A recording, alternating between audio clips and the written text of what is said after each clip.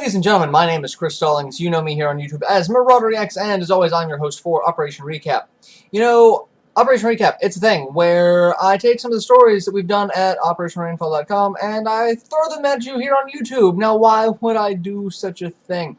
Simple. It's possible you may have missed a day checking the news, the updates, you may have missed a couple of stories, or it could have been one of those days where we're throwing like 18 stories right at you all at once, and, you know, one or two of them could have got lost in the shuffle.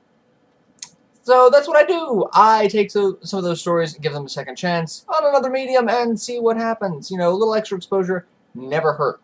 You know, lately, however, it has been kind of slow with E3 still being done. After E3, things kind of chill. But right now, there's something going on called Gamescom, and it's like the European E3. Oh my God, really? They've got one of those? Yes, they do. Gamescom. It's awesome. I didn't know about it before I started working at Rainfall, but I've been following it. Lots of news coming out of it, lots of new content, lots of new trailers for things that we already knew, but it's still new content, so it's not a bad thing at all. So the first two stories are if you were on the fence about which console for the next gen you were going to buy, either the Xbox One, PS4, you know, with those two new consoles getting ready to come out, you weren't sure which one you were going to do. Their launch lineups have been revealed. These are the games that they say will be available at launch for these games. Now, there's a lot of things that are going to be on both lists, like you've got your Lego Marvel superheroes, you've got your Watch Dogs, you've got your Assassin's Creed 4. There are, you know, exclusive titles to each. PS4, they've got Knack. They've got Killzone. So they've got their exclusives. Xbox One have their exclusives. They've got Killer Instinct. They've got Forza Motorsport 5. Really, they're up to 5. God, it's sequels, man. You don't pay attention to the sequels until you see the number right behind it.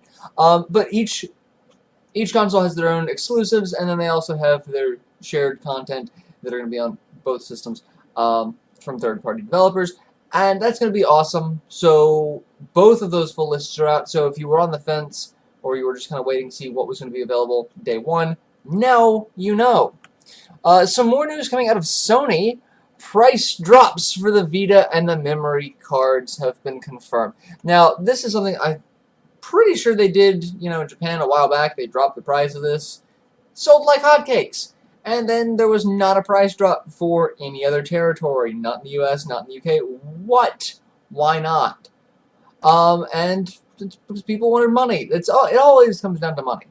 But, speaking of money, the, let's see.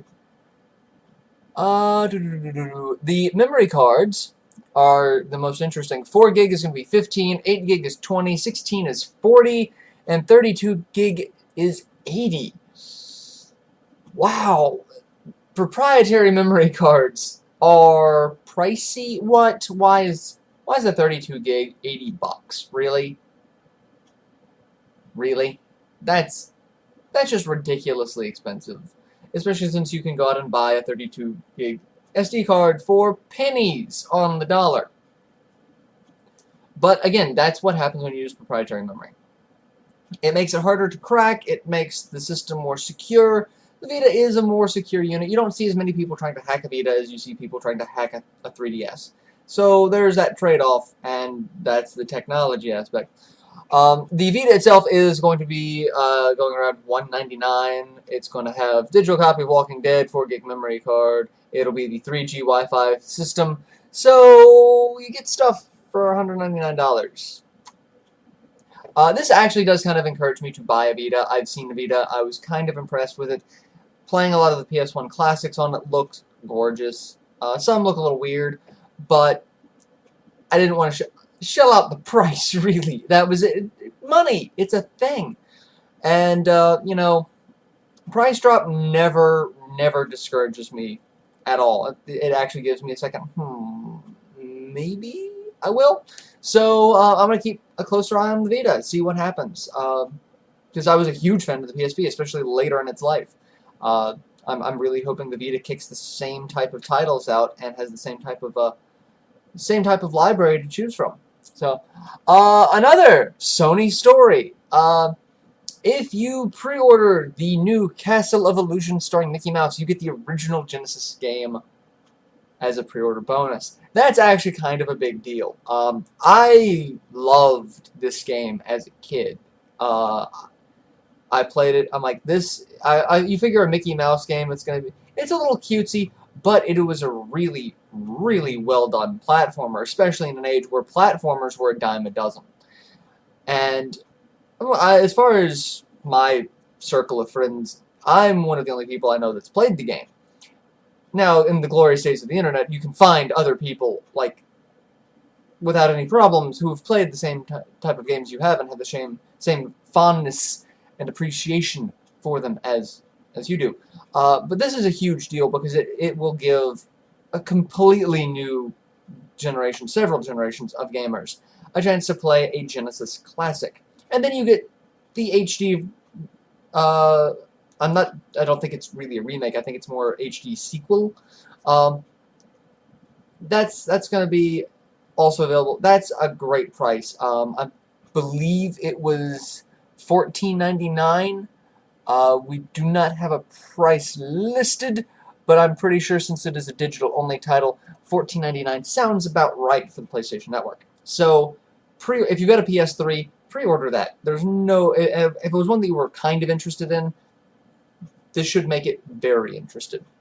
And the last story for this week, this is a story, one that I'm not really going to go into too much, because we've covered this game ad nauseum on the site, but it's a game that's worth covering ad nauseum. Two Brothers by Axe Studios. We've got a preview of the game on the site. We've got more screenshots, all sorts of new media. This game looks like a fantastic game, and a lot of the Rainfall staff have been behind this game, you know, 110%. The people over at Axe Studios have somehow, for whatever reason, fallen in love with our coverage of the game because I guess we are their market.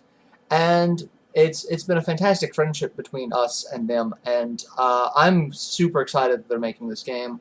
And I'm super excited that they love all of our coverage on it, because we were gonna gush over this game regardless. But you know, to have people actually, you know, hey, thank you so much for your coverage of this game, that gives us a warm, fuzzy feeling in our hearts. My heart is, yeah, left side, anatomy.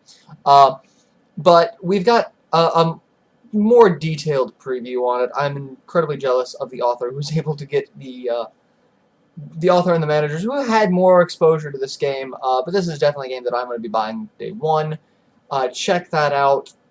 We can only cover it so much more before you guys either decide that you love it or hate it. I really hope you love it, because from what I've seen of it, it looks amazing. It looks like the type of JRPG, or RPG in general, that I could just sit there and play for years and have fun with it, and that would be the end of it. So, that has been this week's recap. Lots of stuff. Question for this week. Has the launch lineup for the Xbox One and PS4 swayed your opinion one way or another? Has it just cemented your opinion one way or another? Tell me what you think. I'm really amazed the number of titles that are on each launch list, especially since I remember the N64 launch list coming out with 2 games. Mario 64 and Pilot Wings. Crazy. We've come, and that was not, you know, a typical release, mind you, but that was a thing, and that system went on to sell, and it has a huge following even to this day. So, does the launch lineup affect your perception of the console? Does it make it look better? Does it make it look worse? Does it make one look better by comparison? What's your thoughts on it? Tell me what you think in the comment section below the video. And as always, stay tuned to Operation Rainfall for news, reviews, previews, and what have you. Till then, I will catch you next week.